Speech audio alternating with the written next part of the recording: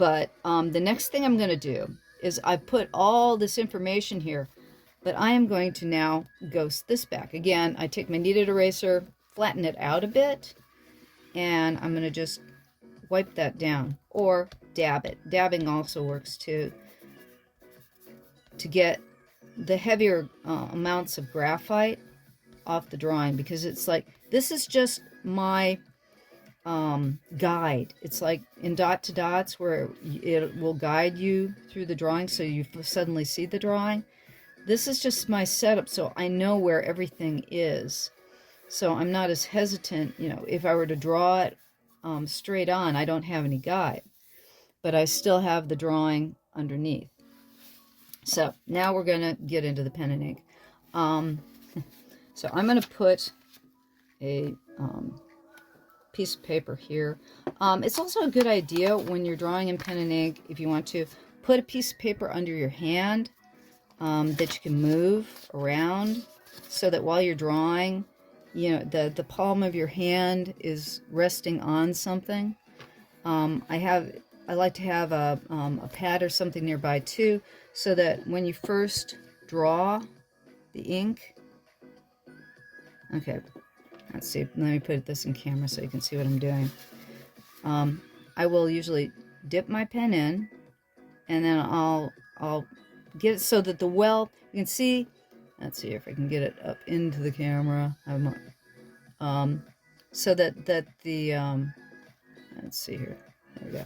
So that the well is somewhat full, but not totally full, and that'll still bring the ink to the front of your pen.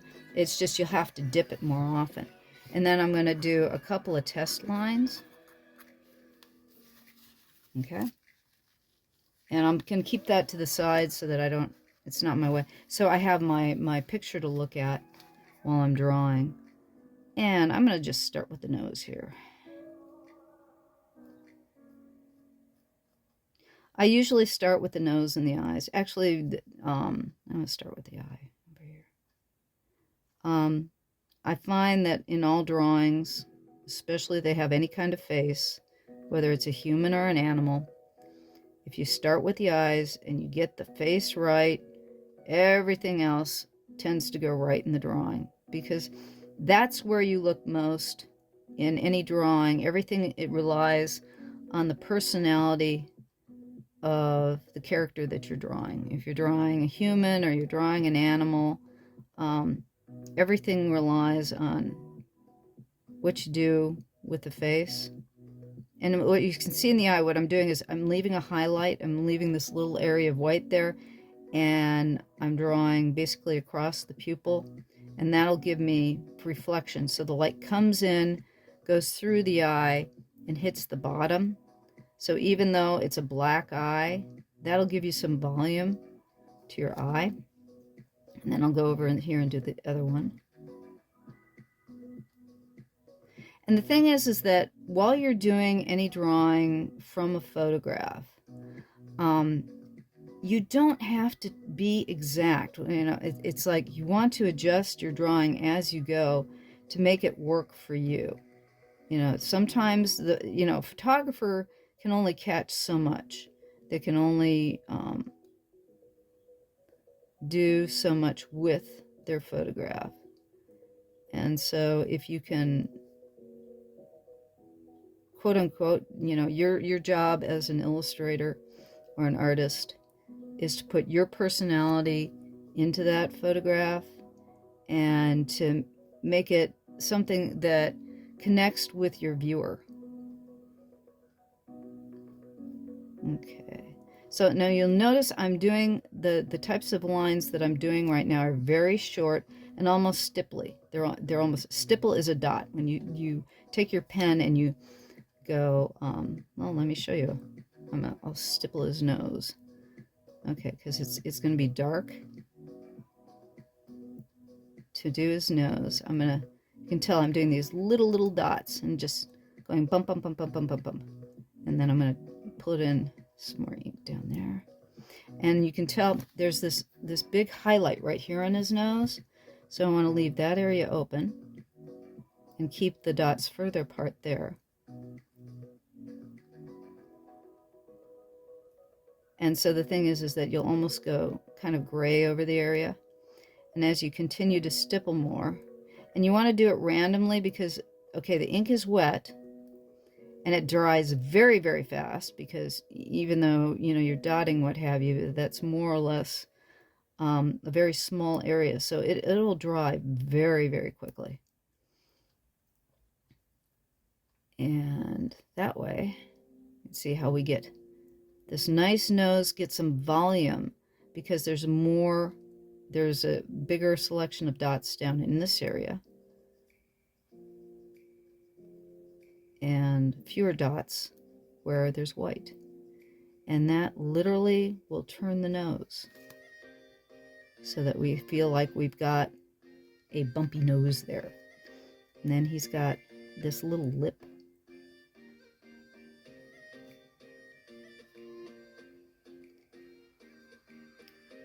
And I'm going to put a little bit of stippling here because he's got that edge to his lip. And let's see here. Do I want to have him with the... I think I'm not going to put the leaf in his mouth just because I think it's distracting. I'll put the nose down here a little bit more. And then this goes up just a little higher, and there's a dark edge there. And there's a kind of a bump here where his nose intersects with his face. There we go. And the lower lip seems to be a little bit bigger than his nose. So you can tell I'm stippling away here to give that fluffy feeling. And then what I'll start doing is I'll show you on my pad. I'm going to start pulling lines more like this. We've been stippling like this. There's stipple lines. Now I'm going to start doing more of these types of little U's to give more of that fluffy feeling. So he's a fluffy animal, so you can see I'm doing upside down U's. So I'm pulling, you can tell I'm doing these little U's. And I'll put some stippling in there too. So it's a combination of I'm shifting between stippling and doing U's. And then towards the edge here, I'm going to do little lines. And now, let's see here. I'm going to do when I do some longer lines, I will throw them away like this. And it's always, I'll push down and drop out. And the thing is that if you want to practice, you know, what kind of line you're going to do on a separate sheet of paper like I'm doing right now, before you actually put it down on your drawing, that's always a good idea. And I will use a variety of strokes. The nice thing about a traditional pen over, say, I really like Sakura Micron Pigma pens. They're permanent, and you don't have to constantly dip them, and you can paint over them in watercolor just like you would with this India ink. The difference is that when you're using a pen like I'm using right now, I love Crowquill because it bounces. It has a type of response to it that you do not get from a felt tip pen. Your line, I can make a felt tip pen line almost look like I'm drawing in regular traditional pen and ink. Sometimes you can't tell the difference. If I were using both materials, it's just a matter of choice. It's a matter of what you would like to use. But I find that the Crowquills especially have this wonderful, the reason why you can do the kind of stippling and why it's not, or these different kinds of strokes, is because the pen has spring to it, just like you would have spring in steel. um, traditional pens have a springiness to them, and different pen types and pen sizes. It's like if you start using pen and ink and you start falling in love with it, you'll want to try different pen nibs and different pen holders, just because they all have a different feel to them. I'm weird. I'm a traditionalist. I always seem to keep coming back to the 102 Crowquill is what they sell in the set. If you buy a Crowquill calligraphy set or what have you, that it comes with a nice little bottle of ink. Actually, Speedball's calligraphy ink is quite nice. I actually like that as well. That's another one of my favorite inks. So that if you want to buy the set that comes with the holder and the nib and the ink, I would recommend that. It's very nice, and it comes with one of my favorite nibs. I have like a ton of nibs that I've tried different ones. I have Speedballs and Hunts and Gillets, and they all have their own how shall I say, benefits to them, or and just like with any art tool, once you start using it, it's all a matter of preference. It's one of those things where there's something about it that you'll either love it or hate it. It's like I'm not a big fan of charcoal. I've tried and I've tried, but it's like when I do figure drawing, I always use Prismacolor when I'm figure drawing, when I do figure drawing work with a full figure, or if I'm using newsprint. I cannot stand charcoal and newsprint. And with pen and ink, the particular pen that I'm using right now, it's always been one of my favorites. And I can see I'm cross-hatching right now. I am pulling line after line after line after line. It's kind of like doing the stippling, and I'm just doing a random dropping of the pen wherever I see fit. And it's like with this, you'll see that he's more fluffy, he's more open. We've got darker area here, and we've got less dark area here, so I'm giving him a little bit fluffier look. But the longer strokes are for the longer lines of fur. Okay, I'm gonna go down to the hand now, and he's got a little bit of a knuckle there. I'm being a little bit more concerned with the anatomy that I'm seeing in front of me in the photograph, and I'm concerned with the outline. You can see he's got a little bit of a knuckle here, and there's a little bit of an indent there, and so I'm focusing more on, while I'm looking at the artwork and I'm looking at the photograph and then looking at what I'm doing on the page. And you'll see his hair is coarser here and fluffier, so I'm going back to doing more of a cross between a stipple and I'm using these nice curt. It's like I'm pulling down and kind of bouncing up with each stroke that I take when I'm using the pen on this. Like I said, and that's, if you've never used traditional dip pen before, that is for me, it's one of the joys of the tool. And why, again, I'm using, like I said, hot press watercolor paper. There's a bit of a tooth in watercolor paper. Even though this is a hot press, there'll still be a little bit of a tooth in the paper that catches the pen nib. And that is something you also might find that you like or not like. You can try using like Bristol. I would suggest any 400 level, like Strathmore Bristol, or their next to best thick Bristol. Just because a nice good Bristol works best for if you're just doing a drawing and you're not going to put any paint on it afterwards. The other thing is with the D letter, I'm pretty sure it'll take like if you use marker, I would test it first, because depending if it's a marker that's alcohol based, it should be okay with most of your India inks.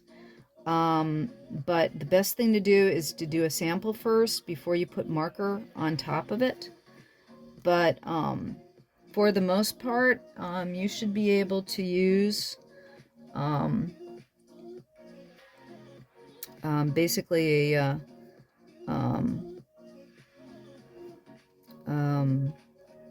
your standard markers on top of it, if that's another thing that you like to use rather than, say, watercolor, if you want to color your drawing after the fact.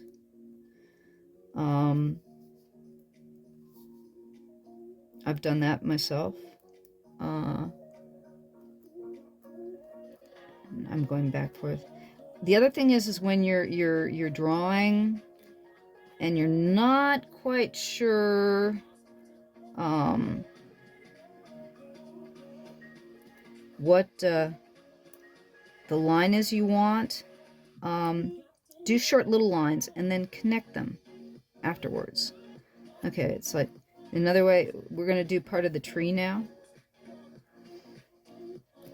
And when I'm doing lines, I like to connect them so that you might take a long stroke, then go back to where the stroke began, get on the stroke again, and pull it down.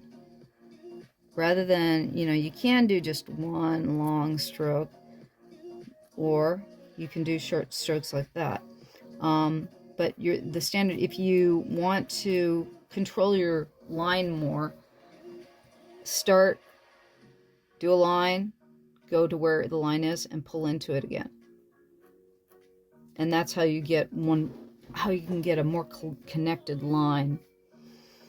Okay, and I'm gonna come, and you can see I go back and forth in the drawing. Again, you can tell I'm using more of it's like a cross between a stipple and a stroke. So I'm not really dotting. I'm giving it a little bit of a stroke along with the dotting, and I want to give more of a feeling of fur. And koalas have that. I said they're very fluffy, very soft animal. I was fortunate enough. One of the things that I did in my career is I was the graphic artist for the Los Angeles Zoo around 1984. And I used to get out in the zoo and on my lunch break, and I would draw the animals. It was great. I mean, talk about a benefit of I did primarily the signage and things that were used for print in the zoo. And I got to see the animals firsthand. I used to often would get to go behind the enclosures and draw them from there. And when the pandas were visiting, we had pandas visiting for the 1984 Olympics. We got to borrow some from China, and I got to draw pandas, and I got to get ahead of the crowds, and it was a lot of fun. But the koalas, if you ever get to occasionally, one of the things that they do in zoos is that they will have like an animal show, and sometimes they'll call people in from the audience, and you can actually touch them. Or a lot of zoos will have they'll have pelts of animals so that you can they'll have like exhibits where you can go in and feel, what does a panda bear, it's like panda bears look very, very fluffy, and they are not. Their fur is extremely coarse. Whereas koalas, no, koalas are like extremely soft. They're very soft animals. Okay, I'm going to go up and get this, the bark on this tree. And you can tell I'm just, with the pen, when you put down pressure, you get a wider line. If you're doing straight lines like this, so that when you press down hard, you get a thick line, and you pull up and you get a thin one. So you can get that variance of line.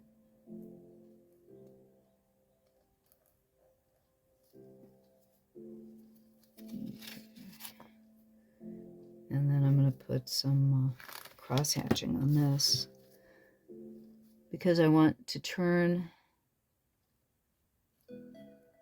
the branch. So I want to give it a little bit of a shade to this side. So what I'm going to do is I'm doing parallel lines over the pattern that I just put down to give the illusion of shading. And the closer you put your lines, the darker it'll look. And that's something that you can play with. A quick way to just practice with cross hatching is you make yourself a bunch of squares and just fill the squares with lines one way and then the next way.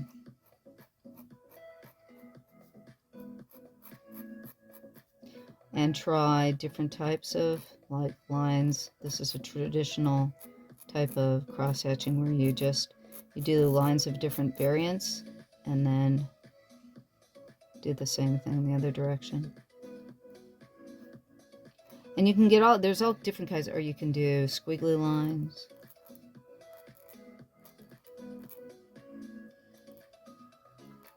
And that'll give you another feeling. And you can play with your pen that way to get to feel, you know, what kind of lines would you like. And the thing is again, with a traditional dip pen like this, it really is the steel nib that does everything. It's that, and the ink that does, it flows and it dries and it's wet and then it dries. So you got to be a little bit careful not to stick your hand in the drying ink. I have done this. I have done this often. It's like, oh, I forgot that area isn't dry yet. And when that happens, you use an X-Acto knife to scrape off. Use the flat of the X-Acto knife to scrape off whatever you don't like. And then I go back in with the Kneaded eraser and the plastic eraser. And usually once you do that, okay, I'm going to put some shade on this leaf. Excuse me for changing the subject real fast, but I was changing what I was doing, and I just want to show you how I'm using parallel lines to shade this leaf. And normally when I'm drawing, that's the way I will do things. I will go from one part of the drawing to another, and that's more often than not, that's why I've got my hands stuck in whatever it is that the section that isn't dry yet, that I will have forgotten it isn't dry yet. Okay, so there's one way of doing that leaf. And now I'm going to go back to our koala here. Okay, and his arm is going to be in here. And now his hand here is pretty much in shadow. And that I can bring into the fore when I do the painting if I want to. But right now I'm going to take it back a bit too by just stippling it back. And I'm going to take it actually darker at the top and lighter at the bottom.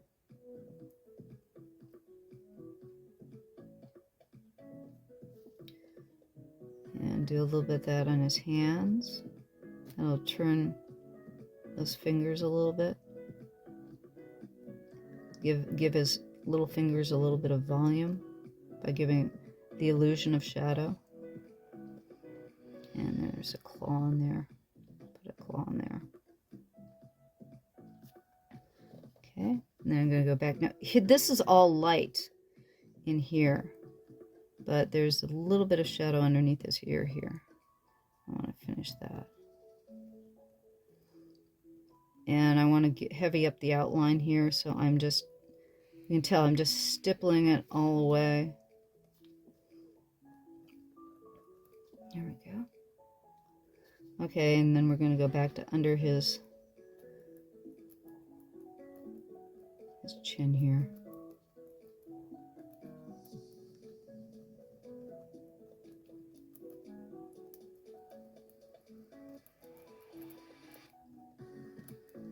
There. And you can tell when I'm doing everything really rather random. And when you first start doing this, I can promise you, you're going to be scared to death. I was.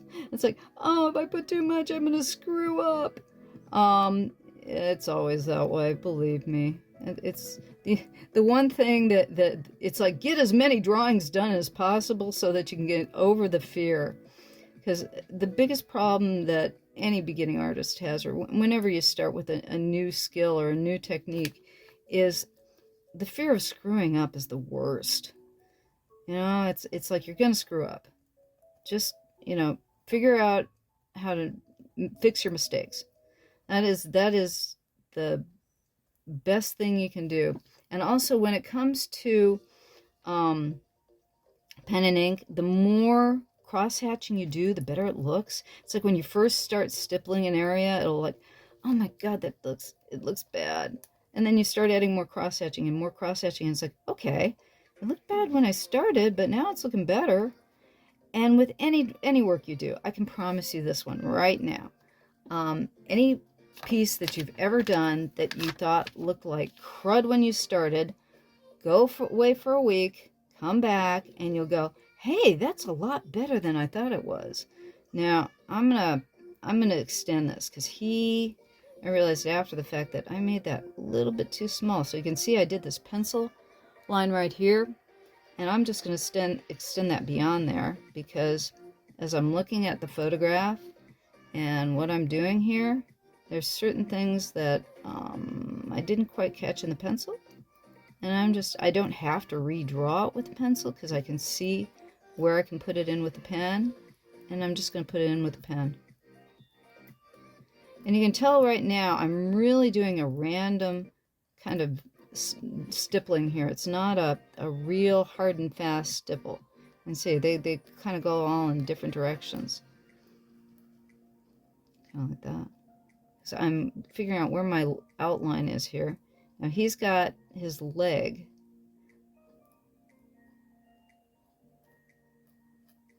And this, while you're drawing, whenever you're drawing, always say to yourself, what is that? What is that shape? What's that shape that I'm putting here? There's a line. I'm putting down a line. There's an edge right there. You can really see there's like white. If you're going to paint this in a grayscale, there's almost a hard white edge next to that gray. So that's like you can put that edge in there because your eye definitely sees an edge. And that's determining too, because when you're creating a two-dimensional work of art like this, you're creating the illusion of something in 2 dimensions being in 3 dimensions. And even the photograph, what you're looking at is you're looking at just an image of grayscale on a piece of paper. It's 2 dimensions, and you feel like there's a koala sitting there. And even though it's in black and white, because of the values, you feel like, oh, that's a real animal.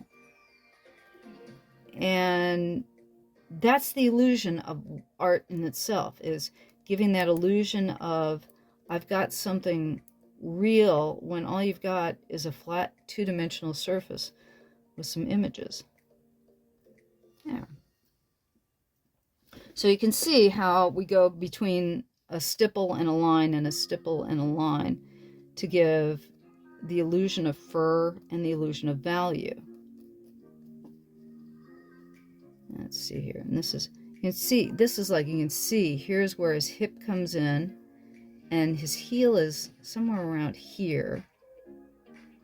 And then it comes up here, and that's his knee.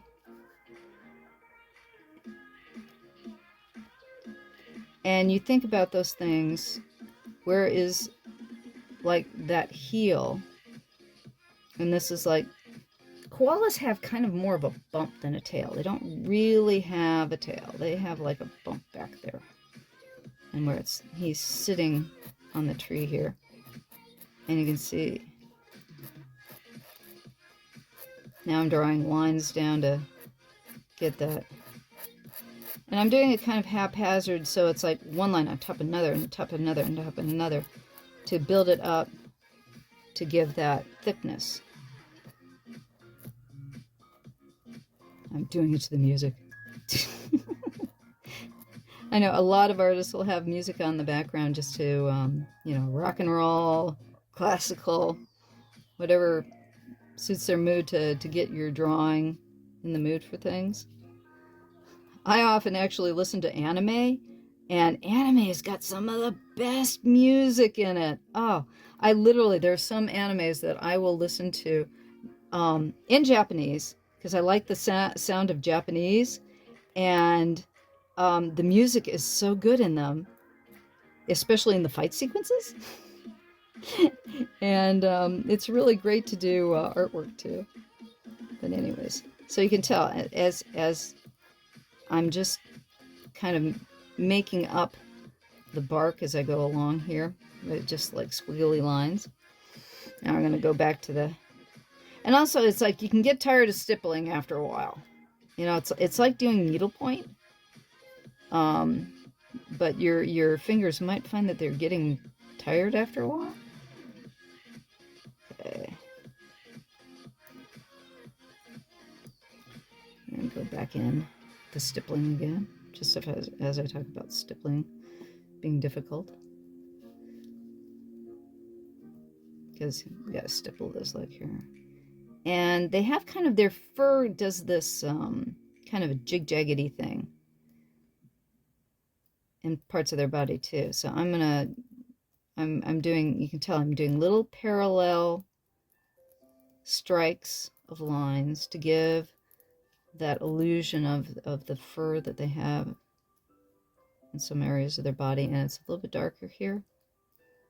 And I want to get this going a little bit faster, because we're getting close to the end here, believe it or not.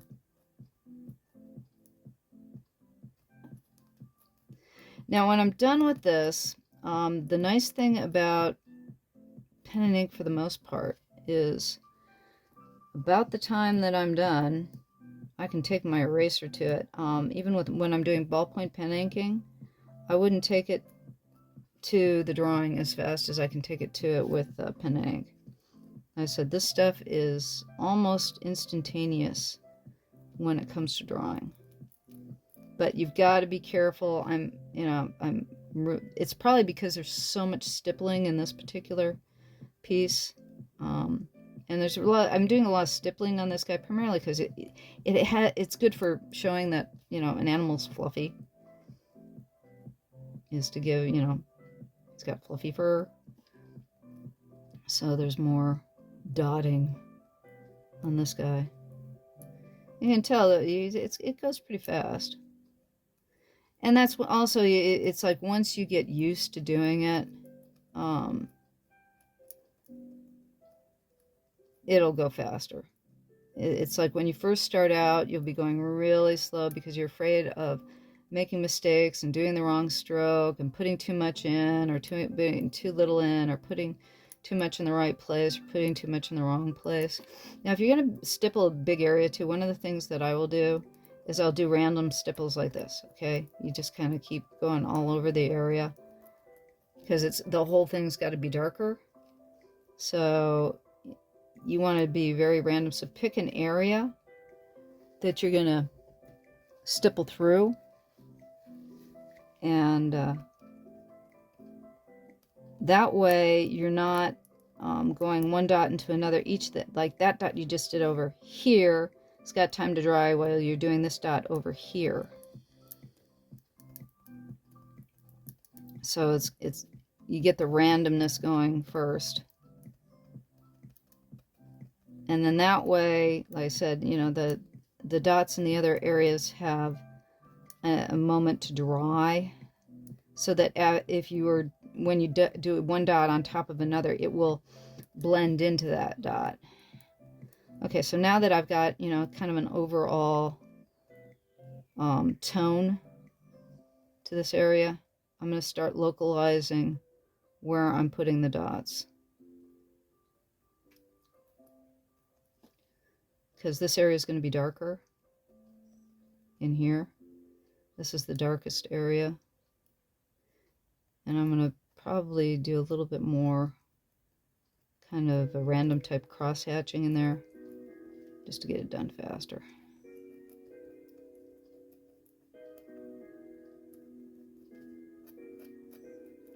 And since like I said, I'm going to be painting this too.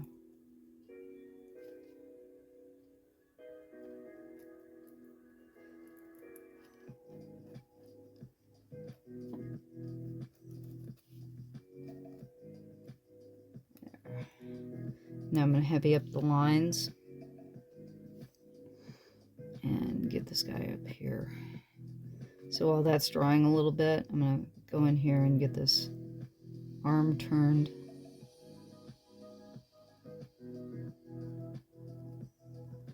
So I'm putting the stippling in here.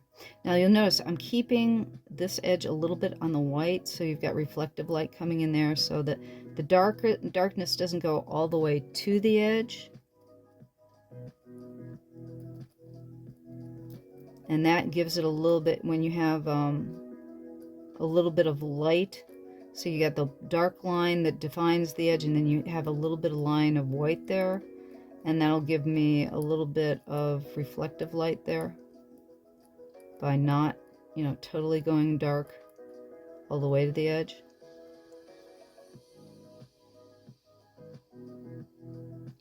And he's got these little knuckles up here.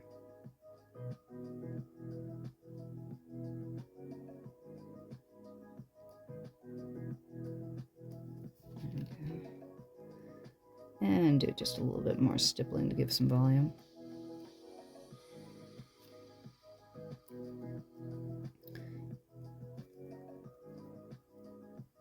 And you can tell, I can hear I'm being really, really random with the way I'm dropping my little lines.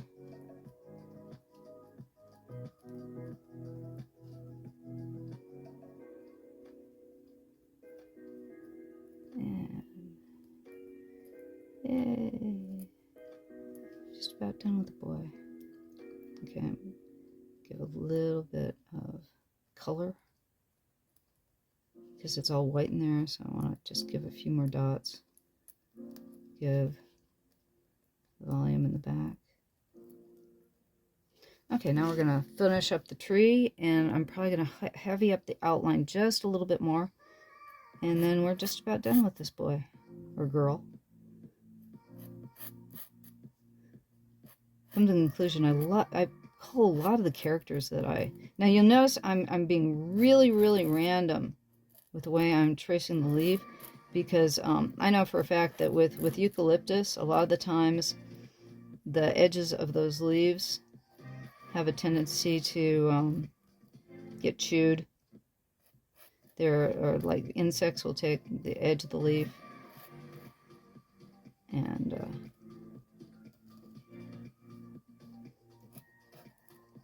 they won't be totally perfect.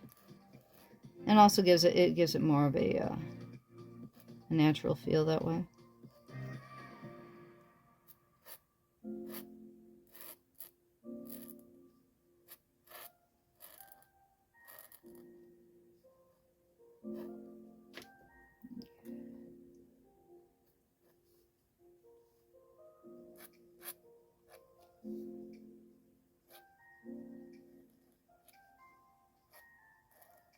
Alright.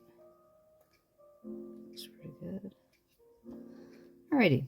Now I'm going to go through and heavy up an outline a bit, give a little bit of cross hatching to the edge here to give it just a little bit of shading. I find that when I'm all done with the drawing, I like to go in and heavy up the outlines. And that is just one of my own particular stylistic tendencies. What you want to do with your drawing might be entirely different. And you'll also notice when I'm drawing with the pen, I pull it mostly towards me. So it's more this sort of an action. I will draw right as well. See, right there. Nothing is a hard and fast rule. However, drawing the pen towards you, you have more control than if you are pushing the pen away from you. But it's not like you're breaking some insane rule if you draw the pen away rather than towards you.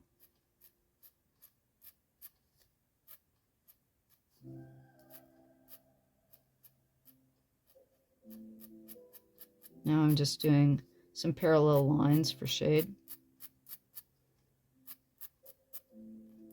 And then I'm going to heavy up that outline again.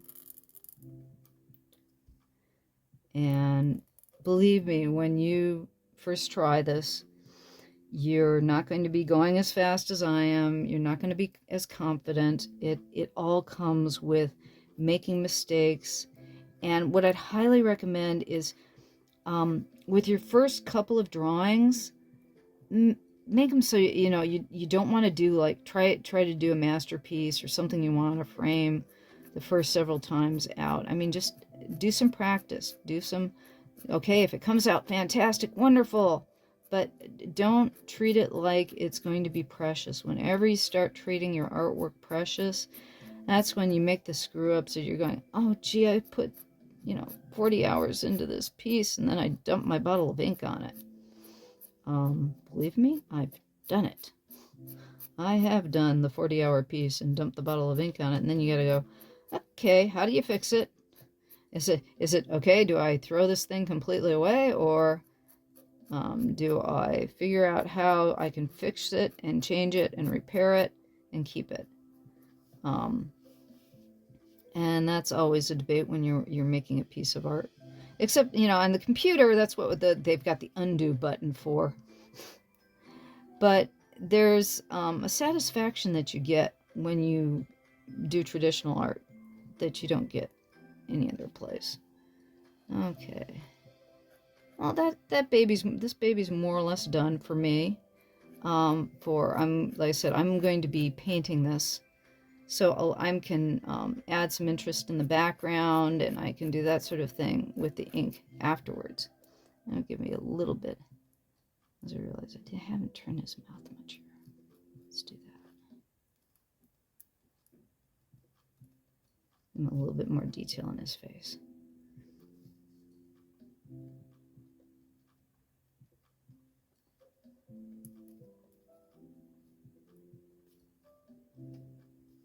And you can tell, again, this is stippling of a kind. It's not really stippling, it's more, and it's what I call scumbling. It's kind of like you're stippling with a little bit of a stroke.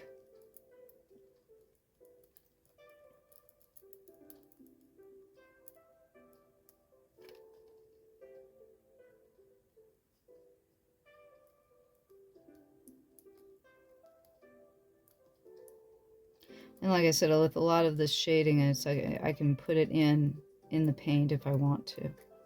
But I just thought, okay, let's just give him a little bit more on his face.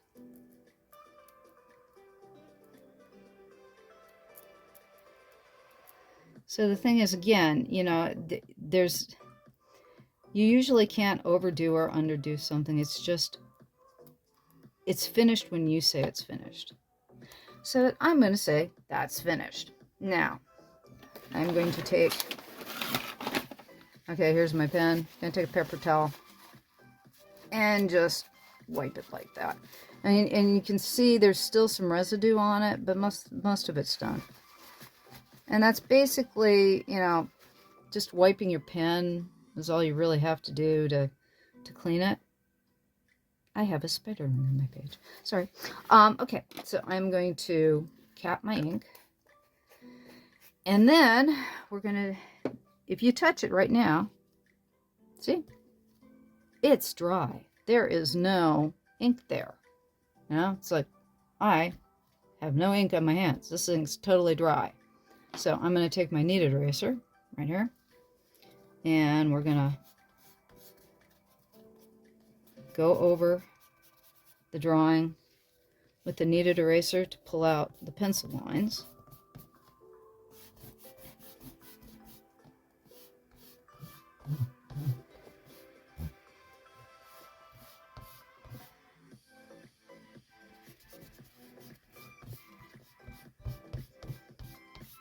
And the kneaded eraser pretty much takes them all away. You really don't need to do much more than that. But if you want to really make sure that all the pencil lines have gone, it's like sometimes my kneaded eraser won't quite get everything. Especially if I've pressed real hard, and then you can go over with a latex or the rubber eraser and get those. But basically, that's our, okay. There is your pen and ink drawing of a koala. And in my next video, I'll paint him. And it'll actually go a lot faster than the pen and ink, because we did both the drawing, the underdrawing, and the pen and ink drawing on top. So if you come back next week, we'll do the watercolor painting, and that'll be that. Thank you very much for stopping by. Again, my name is Llyn Hunter, Llynhunter. Please like and subscribe the video, and come back and see what we do with this next week. Thanks a lot for coming by. Bye-bye.